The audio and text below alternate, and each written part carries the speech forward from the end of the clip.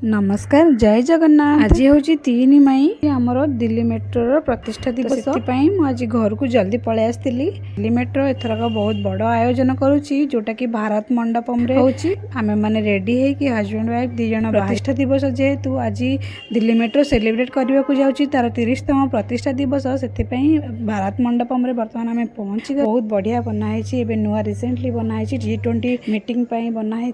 भारत मंडपम भीतर व्यू तो बहुत सुंदर थिला। आमे माने पहुंची प्रथम तो वीडियो बहुत बनैथिलु। भारत मंडपम हेउची एक विश्वस्तरीय सुविधाजनक आधुनिक ज्ञानशैली और प्रजुक्ति विद्या को उपयोग करी एक सर्वबृहत सम्मेलन केन्द्र जोठारे कि 7000 लोक बसिबा पई की सुविधा और 5000 रु अधिक गाड़ी पार्किंग रा सुविधा अछि। ए होची भारतर सर्वबृहत सम्मेलन केन्द्र। प्रोग्राम तो बहुत भल थिला, बहुत एंजॉय कलु, बहुत खुशी हेलु। प्रोग्राम देखि साला परे आमे वर्तमान खाई पी की खुशी रे घर को फेरिलु।